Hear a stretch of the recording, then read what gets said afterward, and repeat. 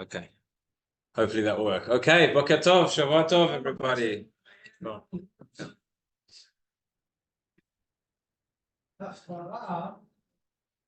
Unfortunately, stepping off at the answer to the third then.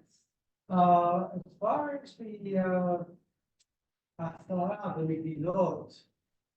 Megillot we got in about 1937 from Ferdinand Levinger, the father of Moshe Levinger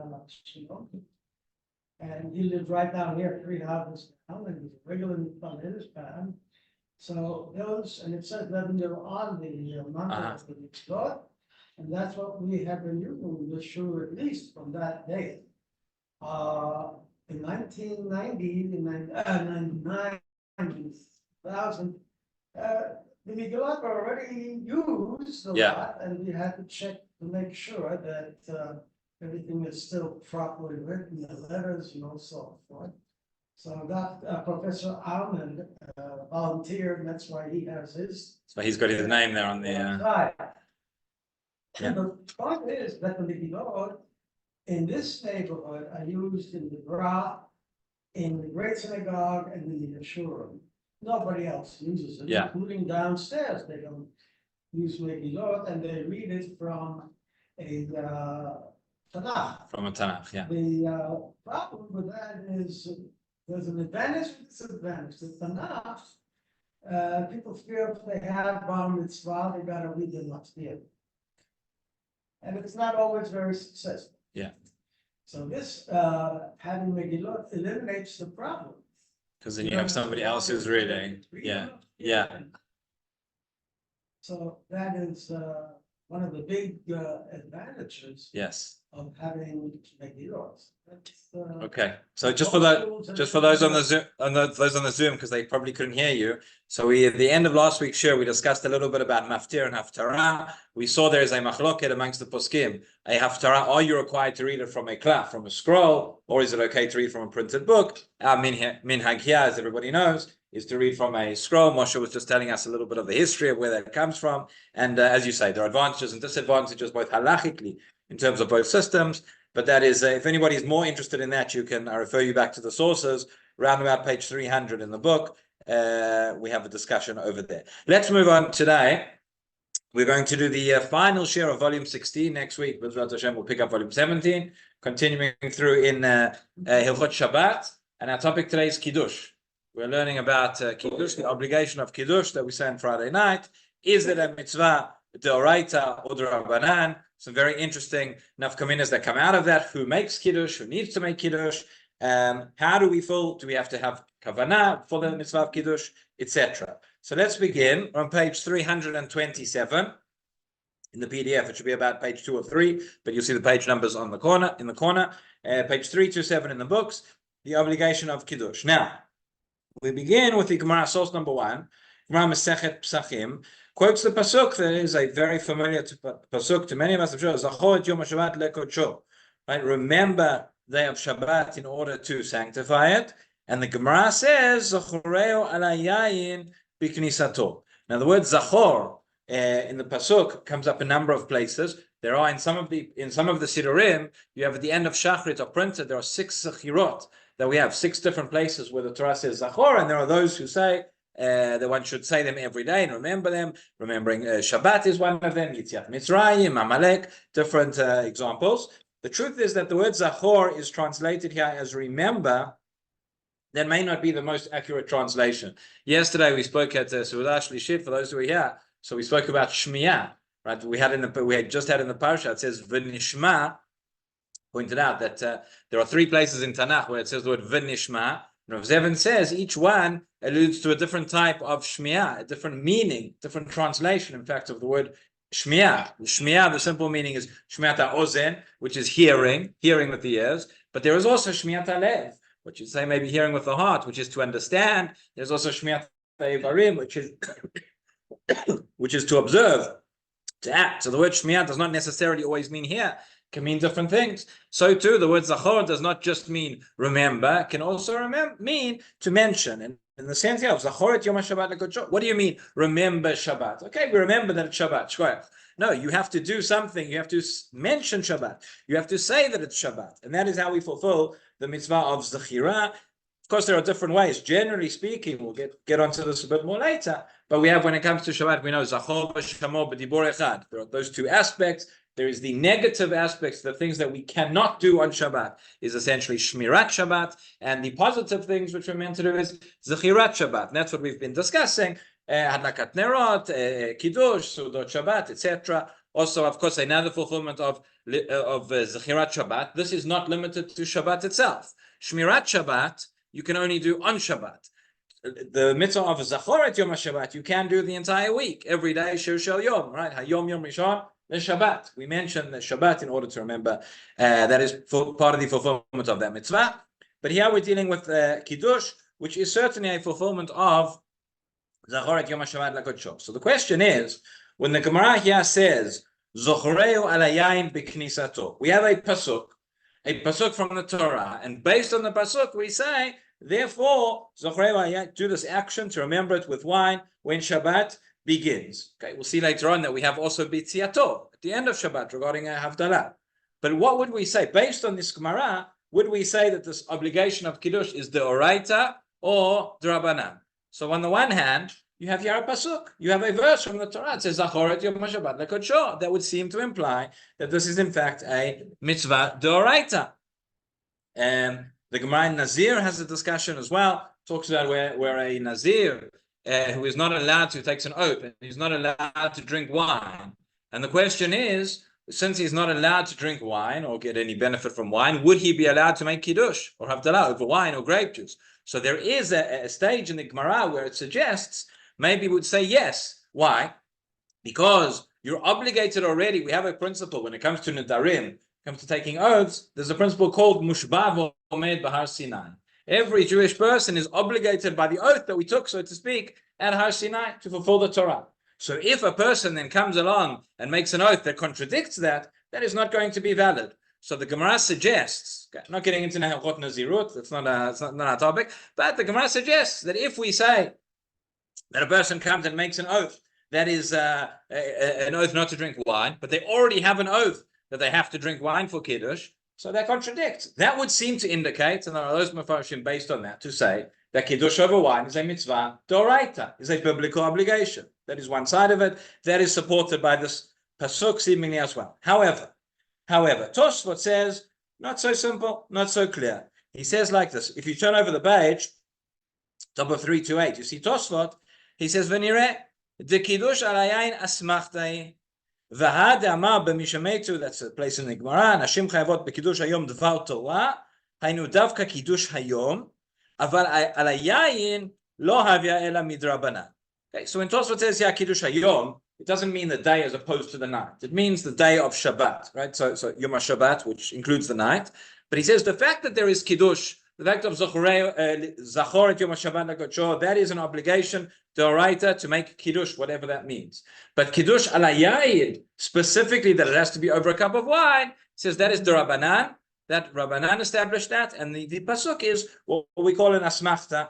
Asmachta is where you have a din Rabbanan, and Rabbanan find a hint or find somewhere a pasuk on which they can rely on, an allusion to, but it's really a Rabbanan obligation. See, the Rambam says the same thing. The Rambam in source number 3, he says, Mitzvat asay min haTorah lekadesh yom HaShabbat bidvarim. Bidvarim means with words. On a Torah level, everybody agrees there is a biblical obligation of Kiddush. But what does that entail? The biblical obligation of Kiddush entails speaking, saying, Hayom. What do you have to say? Do you have to say Hayom Yom Shabbat? If you say Shabbat Shalom, good Shabbos, have you fulfilled your obligation of Kiddush Midoraita? Maybe, maybe not. We'll see later. Okay, but that is bidvarim. Shneimar Zachoret Yom HaShabbat Lekodsho. It just says Zachor. It doesn't say anywhere Tishtei Yain. Doesn't say anything like that. Klomar Zochrei Zachirat Shabbat v'Kiddush v'tzarech lezochro b'knisato v'yetziato. Okay, now this applies at the beginning of Shabbat and it applies at the end of Shabbat. B'knisato b'Kiddush hayom v'yetziato b'Havdalah. Havdalah we'll get to later.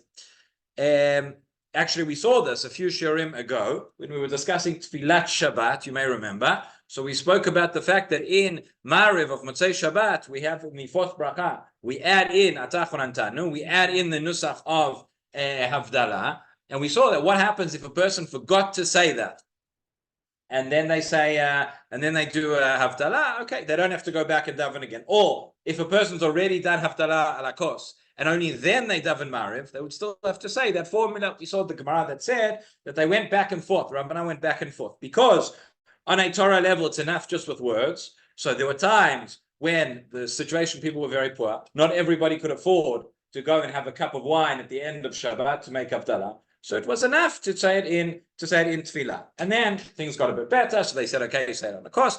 And they didn't want to keep changing it, going up and down, that you have to check the stock market to know how you have to make Havdalah. So we say we do both. Okay? But the point is that the biblical obligation, it's enough with words, the words we say in tefillah. However, continues the Rambam at the last line in source number 3. It says, Midivrei sofrim lakadesh ala yayin, ulavdil ala yayin. Okay, so the fact that we do it with wine, that is a rabbinic mitzvah. Okay, that is Tosfot, that is the Rambam. That is, generally speaking, that's going to be the accepted psak. Now, there's another proof of this. It's alluded to here. They haven't brought the full Gemara for you. But another proof that the idea, the concept of Kiddush over wine is only rabbinic. It's only the Rabbanan as follows. We spoke about when we learned about Hadlakat Nerot, and when we spoke about Chanukah.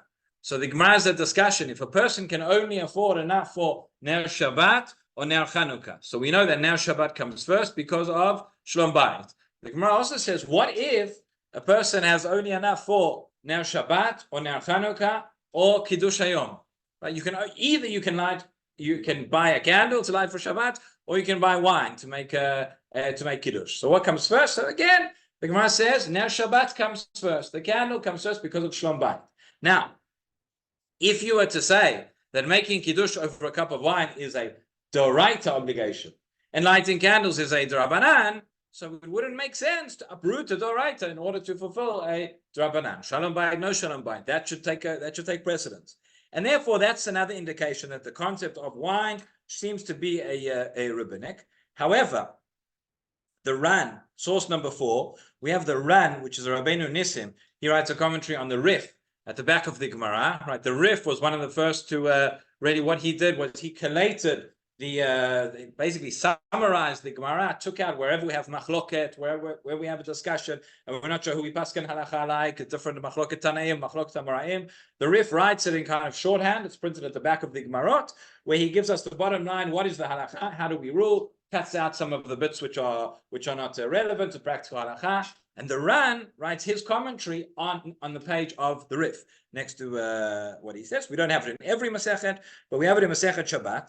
So the Ran says like this, source number 4. He says, Im Tomar, Eichi dachinan Kiddush Hayom deoraita mishum ner beito v'ner Chanukah. Okay, this is based on the Gemara we just said, but notice what the Ran just said. He said, Kiddush Hayom deoraita. I've just been explaining the whole share of that according to Tosfot, Rambam, everybody, Kiddush Hayom is actually the Rabbanan. So the Ran seems to say it's the right, okay? And he says, if you hold that, how can you say that takes precedence over, that Ner Beito, Ner Chanukah takes precedence, which is only the Rabbanan.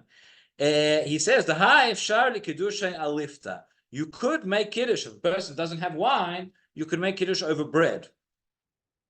אלא דאילו משום שלום ביתו, פרסומי ניסה, מצווה מן המובחר, עדיף תפי בחמה כדרמינן זוכר על היין בכניסתו. Okay, so he says, therefore, it would be better, obviously, to perform the mitzvah of Kiddush using wine if you have, but he says, since you can still make Kiddush with bread if you don't have wine, so in that situation, you only have a candle for Shalom Bayit that takes precedence because you are not ultimately uprooting the mitzvah. But the point is, what it sounds like the Ran is saying, and thankfully these questions, these dilemmas are not so practical in our day and age, but what it sounds like he's saying is that it's a mitzvah d'oraita. Again, we're trying to answer the question. We'll see that there are very, very big implications as to whether we rule at the end of the day that Kiddush is d'oraita or d'Rabbanan. So it sounds like he's saying d'oraita against Rambam, against the Tosfot. The Beit Yosef, as well, he quotes the language of the Ran. And there are those who learn that for the Beit Yosef, which is the Shulchan Aruch, also holds that Kiddush over wine is Doraita, which is very difficult to say. It's difficult to say because there are places in the Shulchan Aruch where it sounds like he says very much that it's Darabanan.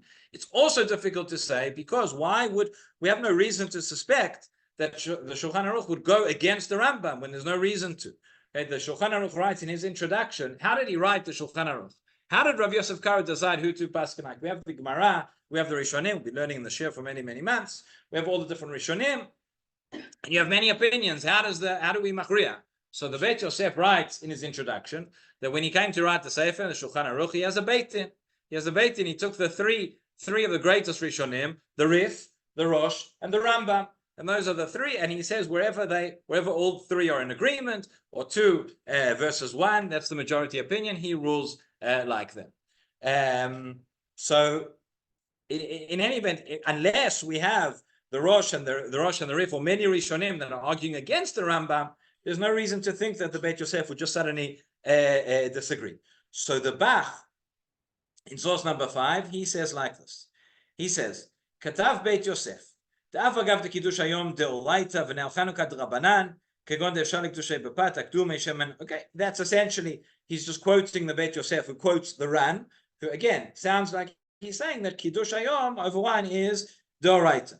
So he says like this, the second paragraph, אפשר לומר, דמה שכתבו על רן ובית יוסף, דלא מתחי קידוש דאורייתא, דאפשר לקדושי הליפתא. They said that we don't, that it's overridden Kiddush because you can do it with bread. Lav dafka alifta kama. That's not what he means to say. He means you have to understand it as follows. Rutzono lomar, de'efshar lekdushe bazkara b'peh b'lo yain, v'hu adin b'lo lifta. He says essentially what we're saying is we are not uprooting the biblical mitzvah of Kiddush because the biblical mitzvah of Kiddush is just with words. It's just by the words you say in your tefillah. And therefore, you could do it with words, you could do it with wine if you don't have wine, you could do it with bread, but ein achinami, you could do the mitzvah d'oraita without bread as well. And therefore, he wants to say this is not actually a machloket. Similarly, source number 6 over the page, Menuchat Ahava, which is a contemporary Sephardi collection on Hilchot Shabbat. He says, I would think that Rav Yosef Karo agrees. As we said, it's unreasonable to say that the Beit Yosef is just arguing with the Rambam for no reason, especially when most of the Rishonim say this, and therefore, at the bottom, third last line, it's like Tzarich Lomar, T'sfir alei lemaran, Tu'el v'kiddush ikalo min haTorah, lachen chamir tvei min Chanukah she'ikalo midrabanan. When it says Kiddush d'oraita, again, it means the principle, the essence of Kiddush is biblical, but again, the details that you have to say Kiddush over wine, that is a din d'Rabbanan. Yeah.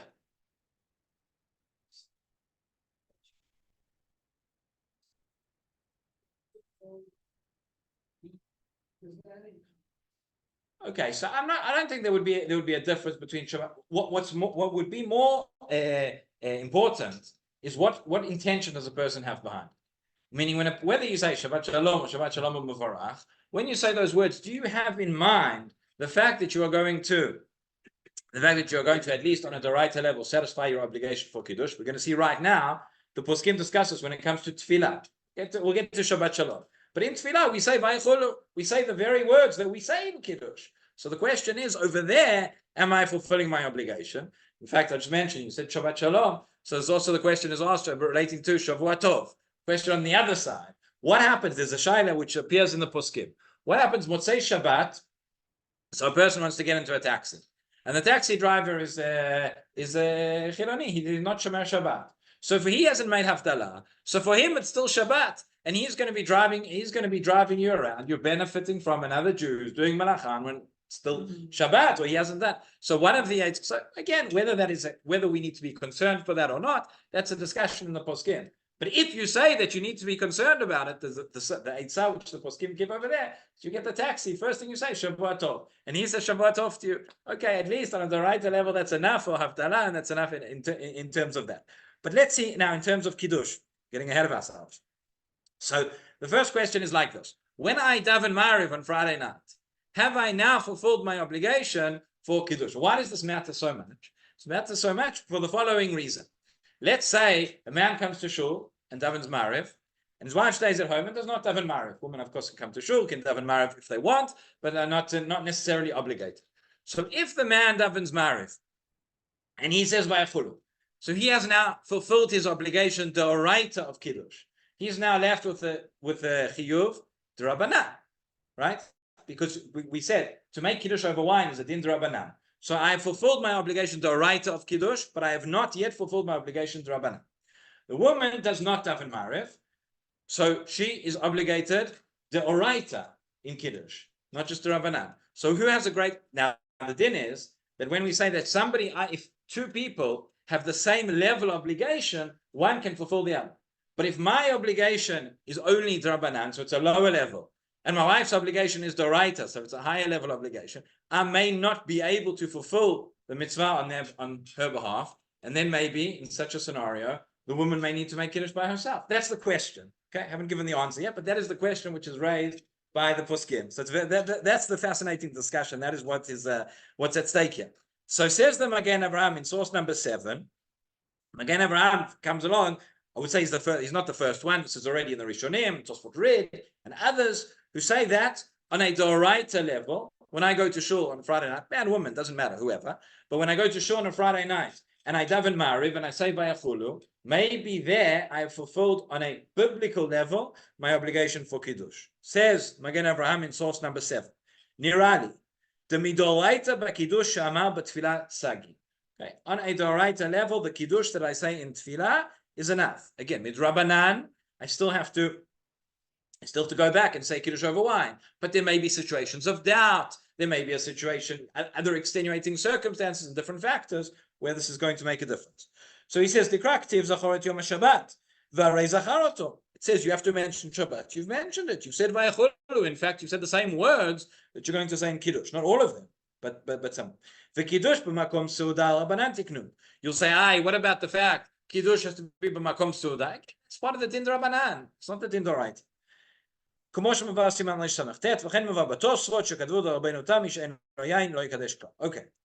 And then he says, V'kasher.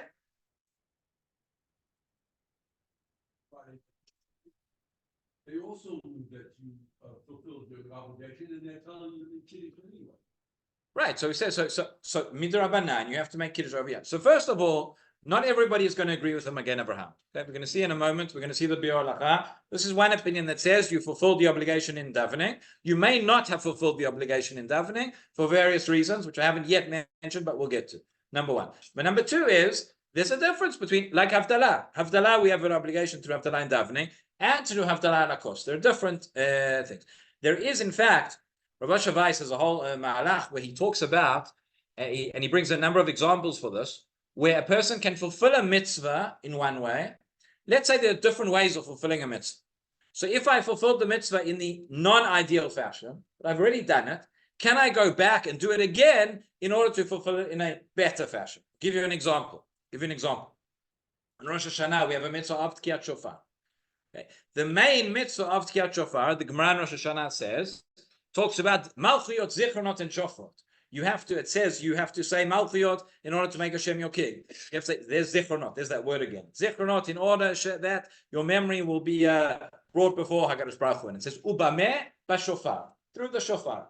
The mitzvah min ha-muvchar, the primary way we fulfill the mitzvah of Tkiyat Shofar is when we say it together with the brachot of Malchiyot, Zichronot, and Shofrot, which is during Musaf. Some places in the silent Amidah, some places only in repetition. Okay, when do we blow the shofar in Rosh Hashanah? We do it before Musaf. We have the Tkiyot Muhammad, Tkiyot Miyushav. So we blow the shofar there. We fulfilled our obligation. You've done the 30 blasts, whatever it is. You've fulfilled your obligation of Tkiyat Shofar before you've even started Musaf. But then you go back again and you say that you do those Tkiyot together with the brachot. And many of the Rishonim and the Ochronim write that the Ikar, which is the primary mitzvah of Tkiyat Shofar, a person can't hear both. A person could only come to shul for one. Which is better? It's actually better the later set, according to many, because that's as part of Musaf. So therefore, what do you see from there? Here's an example. You fulfilled the mitzvah the first time, but you fulfilled it in the unideal fashion. Why do we do it that way? There are various explanations why. I'm not getting into now. but you fulfilled it in the unideal fashion. You go back and you fulfill it in the ideal way again. You don't say another bracha, you only say the bracha the first time. Okay, but that is one example. So this would be another example. I fulfill Kiddush. If I fulfill Kiddush when I say it in Tefillah, fine, I've done it. But that does not preclude me from going back and saying Kiddush again to do it with wine, which is the better, which is the ideal way of doing it. Okay, if I have to fulfill the obligation for somebody else, so that's where it gets a bit more complicated, as we'll see. So the Magen Avraham says, during Kiddush, you say Vayachulu, you have fulfilled your mitzvah, your obligation, the oraita on a Torah level of Kiddush. Says the Mishnah Berurah, therefore, he says, okay, im safek lo im kiddush or lo, a person has a safek, a person's not sure if they've said Kiddush or they haven't said Kiddush, or maybe they were somewhere and somebody said it, they aren't sure if it was that I don't know, they did Kiddush, they had a bottle of grape juice, and turns out maybe it wasn't actually grape juice, whatever it is, all situations of doubt. I'm not sure if I fulfilled my obligation. I don't have to go back again, because the principle is, it's only a safek d'Rabbanan. We are lenient where we have a safek when it comes to a rabbinic mitzvah, because you've already fulfilled your biblical mitzvah. Okay, now the Bir Halacha has two issues with this Magen Avraham. He says there are two problems, two reasons why it's not so clear that you can fulfill the mitzvah of Kiddush on a Doraita level through davening. He says, number one, part of Kiddush and part of the formula that we have to say is Zecher Yitziat Mitzrayim. We have to mention Yitziat Mitzrayim, going out of Egypt, as part of our Kiddush. Now on Yom Tov, you would say this in the Amidah, but on Shabbat, you don't mention it. That is number one. Number two, he says we have a principle of mitzvot shrichot kavanah. Now this is a big machloket throughout Shas, throughout Poskim. Whether do I have to have intent in order to fulfill a mitzvah? But he says, so these are the two things. He says, when you daven, okay, what's your intent? Your intent is to daven. Your intent is not to make Kiddush. Everybody knows afterwards you're going home, you're going to pick up the cup, you're going to make Kiddush. So you have not said Yitziat Mitzrayim, and you have not had intention. Those are the two questions of the Bir Halacha. You can see it in source number 9. He says, in the Gemara, Marav Acha Bar Yaakov Tarich Laskir Yitziat Mitzrayim B'Kiddush Hayom. You have to mention Yitziat Mitzrayim again. Kiddush Hayom here does not mean the daytime, daylight hours. It just means the Kiddush of Shabbat. Ktiva Chazacho, Ktiva Amlaman Tizko. Right, that word. How do we know that you have to mention Yetziat Mitzrayim? Because it says Zachor et Yom HaShabbat L'Kodsho, and it says Laman Tizkor et Yom Tzedcha Meretz Mitzrayim, the same word. And also says the Bir Halacha, Ma she'olalti od bifnim ta'lo ka'im alan mitzvot shrichot kavana. You have to have intent to fulfill it. So over the page you'll see source number 10, the Menuchat Ahava again. He says like this. He says,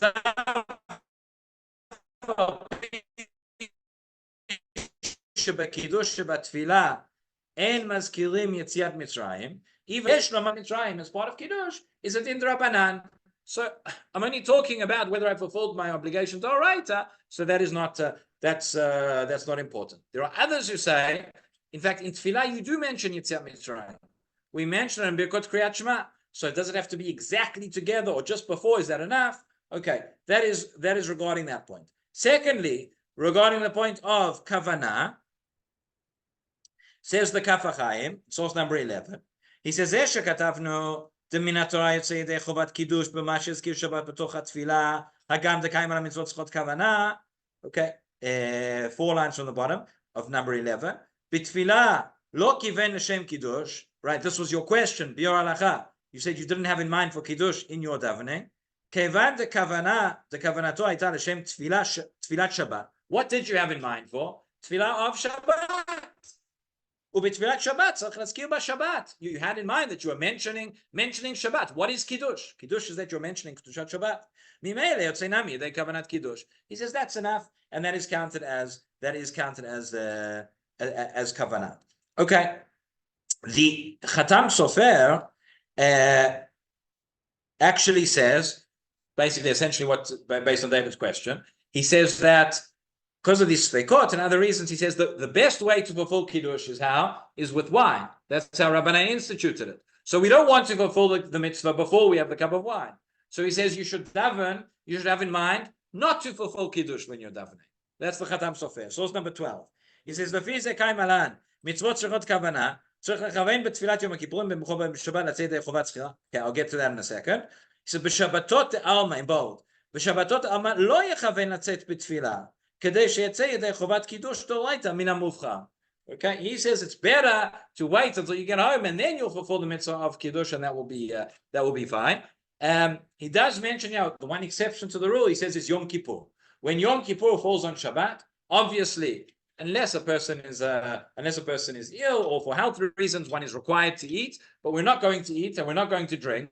So how do we fulfill the mitzvah of Kiddush? There, the only way to fulfill the mitzvah d'oraita of Kiddush, and it would be the Rabbanan as well, because Rabbanan obviously did not institute to drink a cup of wine on Yom Kippur, and therefore you will say Vayacholu in Tefillah of Yom Kippur, and one should have in mind that one is fulfilling the mitzvah of Kiddush. Again, that is when Yom Kippur falls on Shabbat.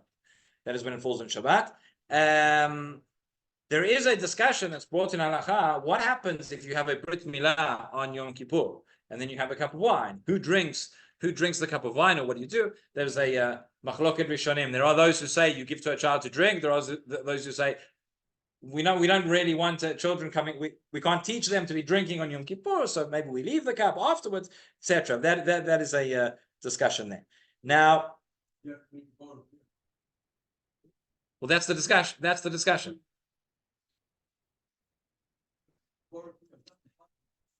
Well, the point is, the question is, if you have a kosher bracha, if you say the bracha, somebody has to drink from it. So the question is whether you have to. So there are those who say that you should that you could say the bracha and then a child could drink, or if or maybe the mother could drink if she's allowed to. That's a discussion. Not getting into the practicalities of it now. But I will say, but one of the things we see, the Gemara says, when you have a kosher bracha, this is one of the unique things about it, is that it's not necessarily the person who says the bracha who has to drink. Normally, when we have a birkat ne'anin, right, a bracha before food, somebody says the bracha, I can be yotzei through somebody else's bracha. Let's say I'm with somebody, they don't know how to say a brachot on food, whatever it is, I can make a shakol, they can say amen, and they can eat if I have them in mind and they're in. But I can only say the shakol if I'm going to eat or drink something which requires a shakol. Kosh shel bracha, I say brei pre'agafen, I could have a situation where I say somebody has to drink, but because it is part of a mitzvah, therefore I can say the bracha and somebody else can drink. The most common application of this, where we see, is at a chuppah. Many times at a chuppah, the Mesader Kiddushin will stand there, say the brei pre'agafen. He doesn't drink anything, gives to the chatan and to the kala to drink. Sometimes there are Rabbanim, Mesader Kiddushin, who will spill a little bit of the wine onto their hands so they can drink, in order to be choshesh for the opinion that even there one has to drink. But again, that's and this comes up by Kiddush as well. It could be a scenario where I'm making Kiddush. The Shulchan Aruch discusses, if I'm making Kiddush for somebody else in a hospital or something like that, somebody has to drink from the wine. That is clear. But it could be that the person who's making Kiddush does not necessarily have to drink themselves, although that is always the idea. Yeah.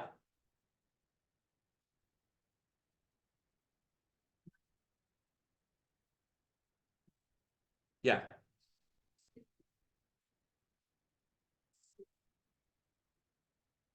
Yeah, so it is brought in the poskim. So there is. So one of the things that's brought is that the mother who's just given birth, if she is in a situation where she has to drink, that she could be the one who.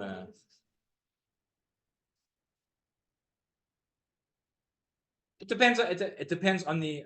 Depends how on the situation in terms of. Now, again, every case is going to be different, and I don't want to get into Psak Halacha now regarding Yom Kippur, but that is one. That's one of the, again, the question is, everybody knows somebody who is unwell and is required to fast, is required not to fast, so that's fine, and that they can drink, but is that part of the mitzvah? Should we be giving to them? That's discussion in the poskim. Okay. Let's see. So the Shevet HaLevi, source number 14. So he agrees with the Chatam Sofer that, generally speaking, getting back to our topic, that one should not have in mind to fulfill Kiddush through the Tefillah. Over the page we have the Yalkut Yosef, source number 15, and he says again, relies on this fact that if I had fulfilled my biblical obligation of Kiddush through Tefillah, then if I have a situation of doubt or something afterwards, it's more lenient. It says in number 15, it says, let's say you're a guest somewhere, again, obviously you don't want to embarrass anybody, they don't know halakha so well, for whatever reason, nistapek, shema makadesh lo kiven lo tzio yedei chovat kiddush. You have some sort of a safek whether you fulfilled the mitzvah of kiddush through the kiddush of the balabait. Somebody is unsure, they can't remember whether they fulfilled, whether they've made kiddush or not.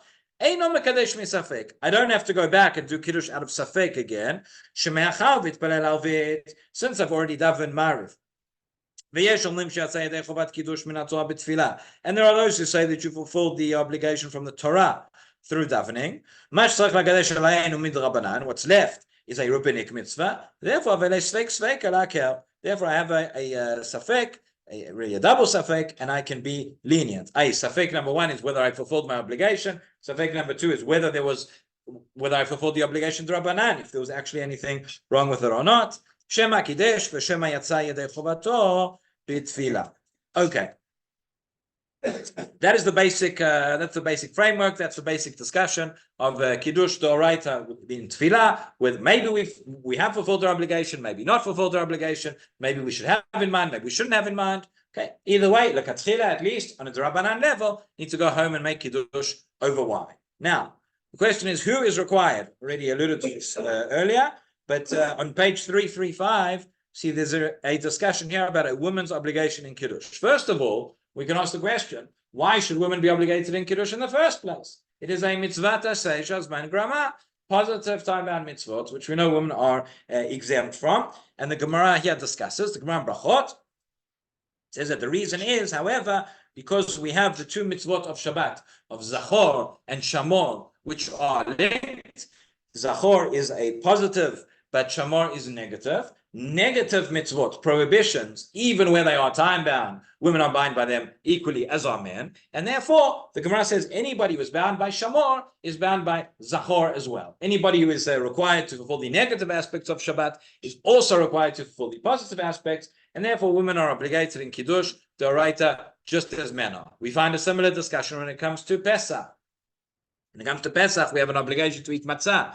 Coming up, just under 2 months. We have an obligation to eat matzah on the first night of Pesach at Leil HaSeder. That is a mitzvah d'oraita. It is a time-bound mitzvah. Gemara says maybe women should be exempt. But again, the mitzvah of eating matzah is linked to the prohibition against eating chametz. And anybody who is required not to eat chametz is also required to eat matzah. And therefore, women are obligated in that just as men. In terms of, I'm not getting into now how much matzah you have to eat and how much is a kazayit and shur chazon ish, etc. That's a discussion for another time. What's that? Stay tuned. Okay. So says the Kolbo, source number 17. He says, Isha yodad lekadesh makadeshet. V'imlav makachina. The woman is obligated in kiddush. She can make kiddush for herself if she wants to, if she knows how, and otherwise somebody else can make kiddush for her. Okay. According to the letter of the law, there's no reason why, based on this, in terms of the level of obligation, a woman is obligated the same as a man, and there's no reason why a woman would not be able to, if there's a man who doesn't know how to make Kiddush, a woman could say Kiddush for him, and he would fulfill his obligation in that way. That is, generally speaking, not the minhag, not the practice. You can see the Shulchan Aruch. He says, first of all, what we just saw at the bottom, that is our baseline, that both men and women are obligated from the Torah on the same level. Says the Mishnah Berurah, nonetheless, okay,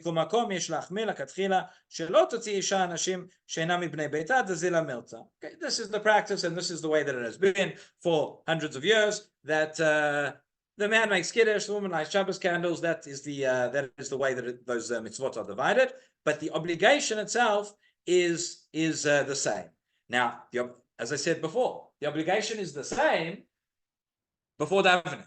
But if we're in a situation where the man has davened and the woman has not, and if we go according to the Magen Abraham, and the man has fulfilled his obligation d'oraita, so he has an obligation d'Rabbanan, and the woman has an obligation d'oraita, now we have a problem.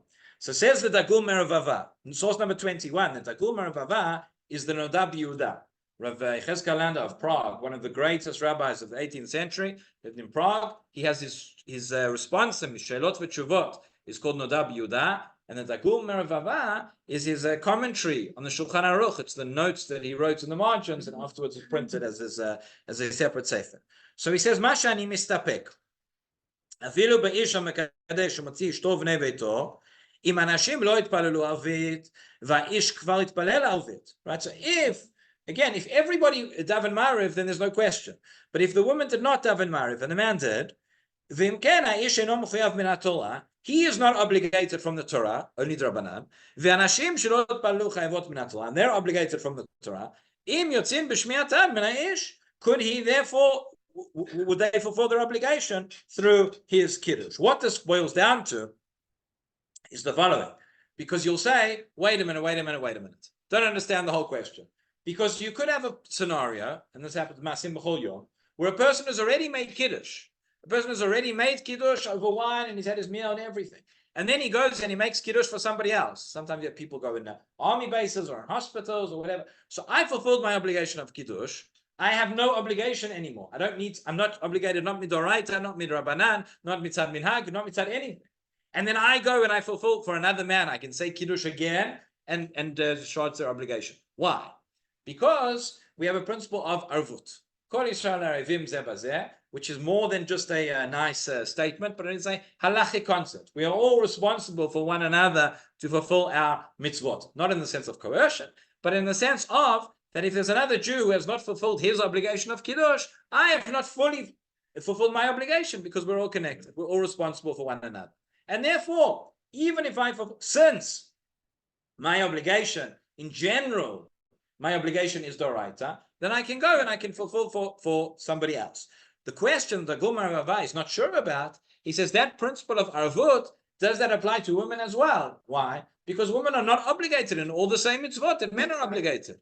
Okay, so certainly in a situation where there's a mitzvah that one person is obligated, another one is not obligated, not circumstantially, not that I've already done it, but whether milakatchila and in essence, am I obligated or not? Then I can't do it for somebody else. So the Dagul Merabah is not sure whether women are part of this din of arvut or not. Rabbi Akiva Eiger, in source number 22, he says the following. He says, "La'niyut da'ati, en chiluk ben anashim le'nashim le'inyan arvut." He says arvut applies to men, applies to women. When we're dealing with a mitzvah in which a woman is obligated, so there's no difference in din arvut between men or women. And therefore, lo matzino b'shum duchta de v'nashim en adin tim yatzamotzi. And therefore he says that would be no problem, and that the man could recite kiddush at home on behalf of the woman as well, even if the man has already daven mariv. Now here we get to the other point, the shut or letzion, what we mentioned before, is based on Rabbi Kiva Eger as well. In number 23, he says, "Gam be'ofen she'isha lo itpalala, yachol haba leotzi ota yedei chovat kiddush, mikol makom, tov she'isha tomar Shabbat Shalom." Okay, I can tell you it's good to say Shabbat Shalom for Shalom Bayit as well, but it's but you should say Shabbat Shalom in that way.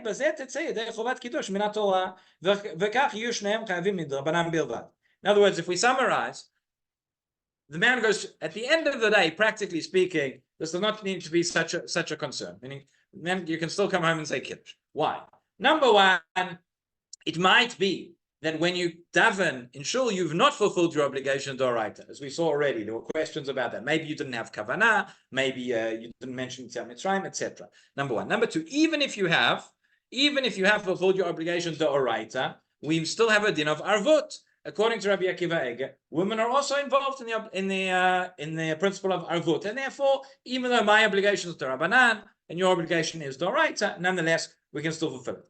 If you want to say that you still want to be concerned for that, so you say Shabbat Shalom, and then there's an argument to say that having said Shabbat Shalom is enough to fulfill the obligation d'oraita, and therefore both obligated to Rabbanan, and therefore the man can still make kiddush. That is the bottom line over there. The Be'er Halacha is not so happy about this idea of Shabbat Shalom being a fulfillment of kiddush, but remember the Be'er Halacha said we don't think that you fulfilled your obligation d'oraita of kiddush and tefillah anyway. So he says, number 24, Nereiti b'chidushei Rabbi Akiva Eiger, shemistapek De'ulai yotzei mitzvat aseh da'amirat Shabtatav is Shabbat Shalom, bilvad, ulepele, says this is amazing, this is astounding. Rambam katav debinyan zachat Shabbat v'kiddush, debayinan zachat Shabbat v'kiddush, that's not enough. Okay, that is the Bi'olacha. You can see page number 340, a chart summarizing everything that we've said since the beginning of the shir. Now, one more point to talk about is what about a katan? What about a child? So, a katan who has not yet reached the age of bar mitzvah, is again their obligation in kiddush would only be an obligation to Rabbanan, midin chinuch, would not be an obligation to Oraita. But if we say that if the obligation is Rabbanan, then they could seemingly have fulfilled that. Says the Mishnah Brand, source number 25. He says, "Okay, yesh lemnoa milatzet yedei kiddush al yedei katan, ואפילו אם יזהר השומע לומר עמו מילה במילה, גם כן נכון למנוע מזה, אם לא שמונח לפניו גם כן פת או יין בעת הקידוש." So he says, ideally we should not allow a katan to say kiddush in order to fulfill the obligation for an adult. If he's saying kiddush just for himself, let's say there are families who have the minhag that every male in the household makes their own kiddush. Some people have such a minhag. Let's say that the father's already said kiddush and said that for the family, and then the son wants, he's learning, he's practicing how to say kiddush, and he says his own kiddush for himself. Okay, that's fine. But we're talking about the katan making the kiddush on behalf of somebody else. Again, since his chiyuv is Rabbanan, everybody else's chiyuv is Doraita, that would not be sufficient, and that's what the Mishnah Berurah says. You shouldn't do that. Now, Shmirat Shabbat, source number 26 says, if there's no other option, again, the situation might be, let's say you have a family, I don't know, that is not very familiar with the customs. The father does not know how to say Kiddush. It's coming up to the bar mitzvah. The child's just learned it. He's the only one who knows how to say the words of Kiddush. He's the only one who knows how to read Hebrew, etc. You ask me, what have they done every week until now? I don't know. But that's the scenario. He says, so let's say that the adult does not know how to say Kiddush, or he can't, for health reasons, whatever it is, he's unable to say the words now. You only have a minor who is able to say the Kiddush for him. So we have to look at three different scenarios. Number one, right? The katan, his chiyuv, his obligation is only drabanan. Okay,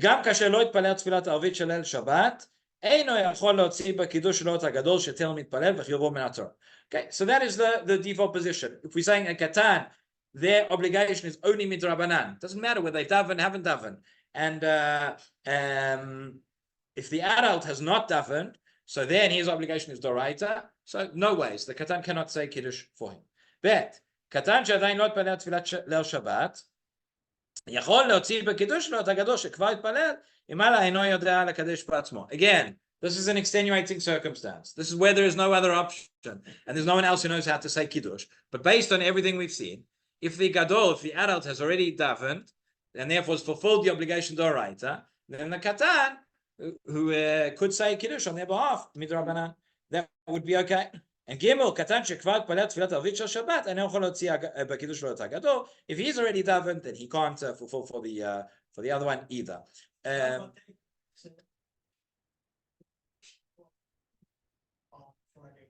Okay, so again, Kiddush in Beit Knesset is something else. We have, I think, not sure if we've discussed it here in the past, but Kiddush Beit Knesset, again, nowadays in Israel, it's not so prevalent that it's done. In Chutz La'aretz, it's much more common that you go to shul on Friday night and the Chazan gets up and says Kiddush over a cup of wine in shul. During Corona, we had all sorts of questions. What are we going to do? Do we say the Kiddush? Who gets to drink the wine, etc.? It was a lot of ink was spilled over that question. But why do we say Kiddush in shul in the first? The Gemara asks it. It says Kiddush needs to be. We're going to learn in the upcoming shiurim. Kiddush needs to be b'makom su'udah. There's no su'udah in the Beit Knesset, and therefore originally the Gemara says that we spoke about this by Chanukah as well. This is one of the reasons why we still light Chanukah candles in the shul, because once upon a time it used to be that guests would come and they would sleep in the shul, not in the shul mamash, but in the room next door. It would be like an inn. It would be people from out of town have nowhere to sleep in the shul. So there would be people eating there, and that's why you make Kiddush in the shul. Once the custom was established, and this is why many shuls in Chutz La'aretz still do it, that you have Kiddush in the shul, even though there is no Suda, because that is the minhag, and that's what we do. If you haven't noticed, we don't like change. But that's why it's done. And for nowadays, the Kiddush that's done by the Chazan in Bet Knesset, nobody is fulfilling their obligation. Even the Chazan himself has to go back and make Kiddush again at home. After that, so it's less important in terms of who makes the Kiddush and who drinks. There's also a discussion, who should drink if the Chazan makes Kiddush in shul. Is it better that the Chazan himself should drink? Again, what we said earlier, that he's the one making the bracha, maybe he should drink from the wine. Or you could say, on the other hand, wait a minute, he's not fulfilled, he said Kiddush, but there's no Suda. So he's not fulfilled his obligation for Kiddush. So maybe better to give a child to drink. As I said, during COVID, there were other factors which came in as well. On the other hand, you could say, no, he's the one who's making the Kiddush, and therefore he should drink, and we rely on, there is an opinion of the Geonim. The Geonim say that, what does it mean, Kiddush b'makom Suda? Again, we'll discuss this in the upcoming Shiurim, but there's an opinion that says that if you drink a revi'it of wine, that is considered Suda, at least enough for the purposes of this halacha. So there are those who say, the Chazan, if he has to drink, should drink the minimum amount possible, just because of the bracha. And there are those who say, no, he should make sure to drink at least a full revi'it, because then at least he's fulfilled the obligation for Suda. I'll just tell you, I'll end with this. We had a situation once, again, in shuls, it's much more common that you have the Kiddush during the day. In the daytime, after Musaf, you'll have a Kiddush with food, and we rely on the opinion that you have mezonot is enough for Kiddush Makom Suda. Certainly, everybody agrees that having hamotzi, having bread, is considered a Suda. And therefore, you fulfill the oblation of Kiddush Makom Suda. What about if you have mezonot? So during the day, we rely on it, and Friday night, it's more complicated to rely on that opinion, but there is room to rely on it as well. So once in our shul, we had, in England, we had a Kiddush on Friday night. It was a guest speaker, whatever it was. And the question came up, and actually what we did, the guest speaker was Rav Shachar. And I'll tell you, this was because this was his psak. So this had never happened before. In the shul, you always say Kiddush as part of tefillah, and then everybody goes on. But on this Friday night, there was going to be a Kiddush in the shul, in the same room where the davening was. That's where the Kiddush was going to be. So the Gabbaim asked, they said, do we still say Kiddush during the tefillah, and then we have to go and say, if we're going to say Kiddush afterwards anyway?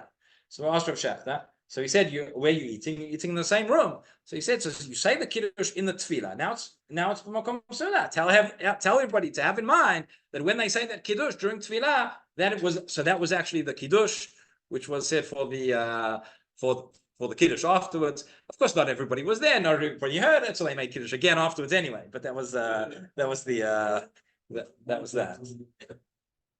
No, so what we have here in 2 weeks is different. Then we have a meal, we have Kiddush down there, etc. Okay.